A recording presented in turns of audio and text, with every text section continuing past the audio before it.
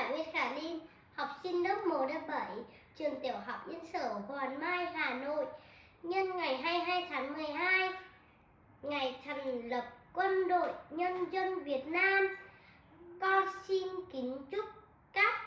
chú bộ đội đã và đang làm nhiệm vụ ở biên giới, hải đảo xa xôi luôn có thật nhiều sức khỏe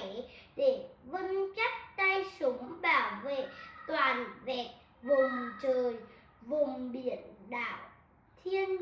liêng của Tổ quốc. Nhân dịp năm mới 2025 Xuân Ất Tỵ sắp đến, con xin gửi tặng các chú bộ đội ở ngoài đảo xa một bản nhạc để chúc các chú có một năm mới thật ấm áp và vui vẻ ạ.